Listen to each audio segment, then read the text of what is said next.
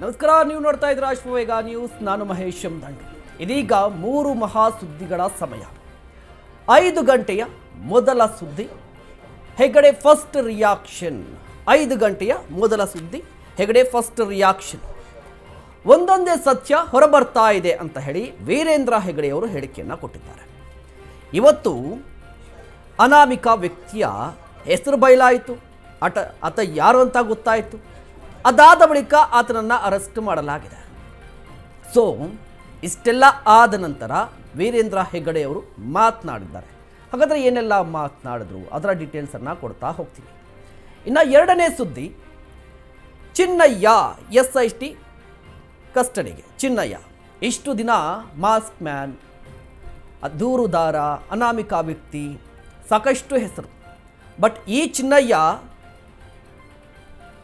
ಈಗ SIT ಕಸ್ಟಡಿಯಲ್ಲಿದ್ದಾರೆ. ಮುಂದೆ ಏನಾಗುತ್ತೆ?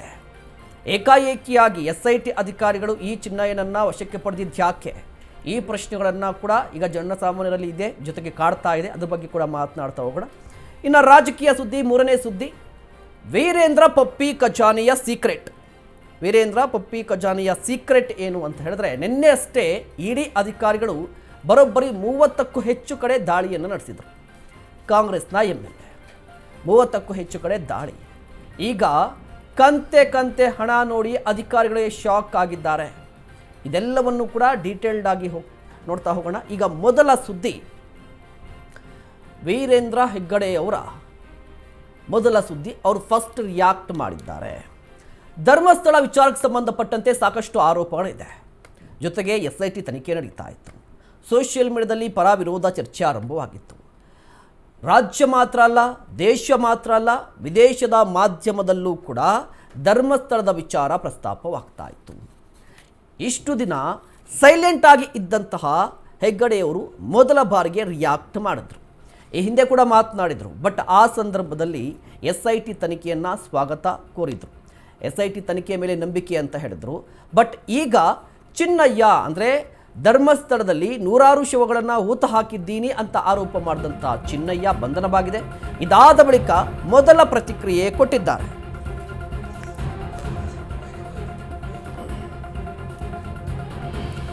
ಧರ್ಮಸ್ಥಳ ಕೇಸ್ನಲ್ಲಿ ಒಂದೊಂದೇ ಸತ್ಯ ಸಂಗತಿ ಹೊರಬರ್ತಾ ಇದೆ. ಇದರ ಬಗ್ಗೆ ನಾನು ಈಗ ಮಾತಾಡಲ್ಲ. ಬಟ್ ಎಲ್ಲ ಆರೋಪಗಳಿಂದ ಧರ್ಮಸ್ಥಳ ಕಳಂಕ ತೊಳೆದಂತಾಗಿದೆ. ಧರ್ಮಸ್ಥಳದ ಮೇಲೆ ನಿಮ್ಮೆಲ್ಲರ ಪ್ರೀತಿ ವಿಶ್ವಾಸ ಹೀಗೆ ಇರಲಿ. ಬೆಂಬಲಕ್ಕೆ ನಿಂತ ಎಲ್ಲರಿಗೂ ಕೂಡ ಧನ್ಯವಾದಗಳು. SIT ತನಿಖೆಯಿಂದ ಎಲ್ಲವೂ ಕೂಡ ಸ್ಪಷ್ಟವಾಗ್ತಾ ಇದೆ. ಸತ್ಯ ಕೂಡ ಸ್ಪಷ್ಟವಾಗ್ತಾ ಇದೆ. ವೀರೇಂದ್ರ ಹೆಗ್ಗಡೆಯವರ ಮೊದಲ ಪ್ರತಿಕ್ರಿಯೆ ಇದು. ಇವತ್ತು ದೂರುದಾರ ಚಿನ್ನಯ್ಯ, ಆತನನ್ನು SIT ಅಧಿಕಾರಿಗಳು ಕಸ್ಟಡಿಗೆ ಪಡೆದುಕೊಂಡಿದ್ದಾರೆ. ಸೊ ಇದಾದ ಬಳಿಕ ರಿಯಾಕ್ಟ್ ಮಾಡಿದರು ವೀರೇಂದ್ರ ಹೆಗ್ಗಡೆಯವರು. ಸೊ ಏನೆಲ್ಲ ಮಾತನಾಡಿದ್ದಾರೆ ನೋಡ್ಕೊಂಡ್ಬನ್ನಿ.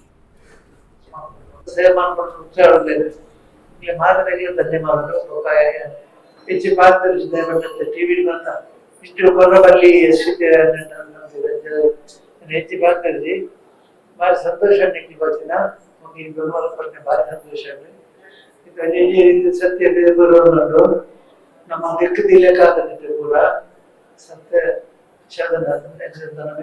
ನನಗೆ ಅಭಿಮಾನ ಹೆಪ್ಪಲಿಂಚನೆ ಪಡೆ ಪ್ರೀತಿ ವಿಶ್ವದಿಂಚನೆ ಪಡೆದ ಸ್ವಾಮಿಲೆ ಆ ಆಶೀರ್ವಾದ ನಮ್ಮ ಕ್ಷೇತ್ರದ ಇಂಚನೆ ಪಡೆದಂತ ನಿಮ್ಮೆಲ್ಲ ಜನರಿಗೆ ನಾಯಕತ್ವ ಮಾದರಿಕ ಗೊತ್ತು ಜಯಿಸಿದ್ದಾರೆ. ಆಗ ಈ ನೇತೃತ್ವ ಈ ಕಾರ್ಯದ ಜಯ ಅವರು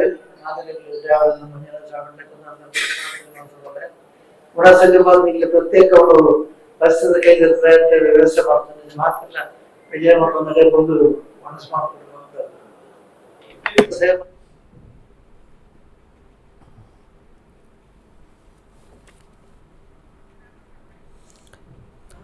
ಧರ್ಮಸ್ಥಳ ವಿಚಾರಕ್ಕೆ ಸಂಬಂಧಪಟ್ಟಂತೆ ಇವತ್ತು SIT ಅಧಿಕಾರಿಗಳು ಚಿನ್ನಯ್ಯ ಅಲಿಯಾಸ್ ಚೆನ್ನ ಈತನನ್ನು ವಶಕ್ಕೆ ಪಡೆದುಕೊಂಡಿದ್ದಾರೆ. ಒಂದು ಕಡೆ ವಿಚಾರಣೆ ಈಗಾಗಲೇ ಆರಂಭ ಆಗಿದೆ. ಇದಾದ ಬಳಿಕ ಧರ್ಮಸ್ಥಳದ ಧರ್ಮಾಧಿಕಾರಿಗಳಾಗಿರುವಂಥ ವೀರೇಂದ್ರ ಹೆಗ್ಗಡೆಯವರು ಮಾತನಾಡಿದರು. ಏನು ಮಾತನಾಡಿದರು? ಆರಂಭದಲ್ಲಿ ಧನ್ಯವಾದವನ್ನು ತಿಳಿಸಿದರು. ಯಾರೆಲ್ಲ ಇಲ್ಲಿಯವರೆಗೂ ಕೂಡ ಬೆಂಬಲವಾಗಿ ನಿಂತಿದ್ರಲ್ವ ಅವರೆಲ್ಲರಿಗೂ ಕೂಡ ಧನ್ಯವಾದವನ್ನು ತಿಳಿಸಿದರು.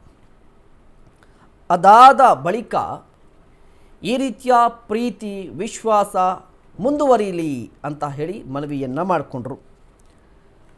SIT ತನಿಖೆಯಿಂದ ಒಂದೊಂದೇ ಸತ್ಯ ಹೊರಬರುತ್ತೆ, SIT ತನಿಖೆಯಿಂದ ಒಂದೊಂದೇ ಸತ್ಯ ಹೊರಬರುತ್ತೆ ಅಂತ ವೀರೇಂದ್ರ ಹೆಗ್ಗಡೆಯವರು ಹೇಳಿಕೆಯನ್ನು ಕೊಟ್ಟಿದ್ದಾರೆ.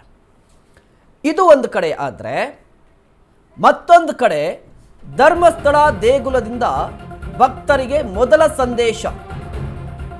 ಸಂದೇಶ ಶಿವತಾಂಡವ ಫೋಟೋ ಹಾಕಿದ್ದಾರೆ. ಫೇಸ್ಬುಕ್ನಲ್ಲಿ ಶಿವತಾಂಡವ ಫೋಟೋ ಹಾಕಿದ್ದಾರೆ. ಶ್ರೀ ಕ್ಷೇತ್ರ ಧರ್ಮಸ್ಥಳ ಅಧಿಕೃತ ಪೇಜ್ನಲ್ಲಿ ಮೊದಲ ಪೋಸ್ಟ್ ಇದು. ನಮೋ ಮಂಜುನಾಥ ಅಂತ ಹೇಳಿ ಪೋಸ್ಟ್ ಹಾಕಿ ಸಂದೇಶವನ್ನು ರವಾನೆ ಮಾಡಿದ್ದಾರೆ. ನೋಡಿ, ಈ ಶಿವತಾಂಡವ ಫೋಟೋ ಗಮನಿಸ್ತಾ ಇದ್ದೀರಲ್ವಾ, ಇದು ಧರ್ಮಸ್ಥಳ ಅಧಿಕೃತ ಪೇಜ್ನಲ್ಲಿ ಪೋಸ್ಟ್ ಆಗಿದೆ. ಈ ಶಿವತಾಂಡವ ಇದಕ್ಕೊಂದು ಫ್ಲ್ಯಾಶ್ ಬ್ಯಾಕ್ ಇದೆ. ಈ ಹಿಂದೆ ಈ ಅನಾಮಿಕ ವ್ಯಕ್ತಿ ಚಿನ್ನಯ್ಯ ಅಲಿಯಾಸ್ ಚೆನ್ನ ಒಂದು ಬುರುಡೆಯನ್ನು ಇಟ್ಕೊಂಡು ಕೋರ್ಟ್ ಮೆಟ್ಟಿಲೇರಿದಂಥ ಸಂದರ್ಭದಲ್ಲಿ ಯೂಟ್ಯೂಬರ್ ಸಮೀರ್ ವಿಡಿಯೋವನ್ನು ಮಾಡ್ತಾನೆ.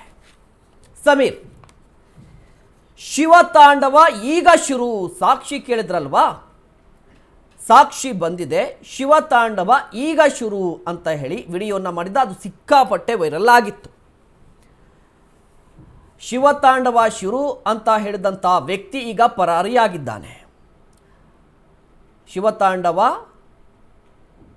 ಇನ್ನು ಶುರು ಅಂತ ಹೇಳಿದಂಥ ಸಮೀರ್ ಸದ್ಯ ಪರಾರಿ. ಎಲ್ಲಿದ್ಯಪ್ಪ ಸಮೀರ್ ಅಂತ ಹುಡುಕ್ತಾ ಇದ್ದಾರೆ ಜನರು. ಇದರ ನಡುವೆ ಧರ್ಮಸ್ಥಳದ ಅಧಿಕೃತ ಪೇಜ್ನಲ್ಲಿ ಶಿವತಾಂಡವ ಫೋಟೋ ಪೋಸ್ಟ್ ಆಗಿದೆ. ನೀವು ಕೂಡ ದೃಶ್ಯಾವಳಿಯಲ್ಲಿ ಗಮನಿಸ್ತಾ ಇದ್ದೀರಾ.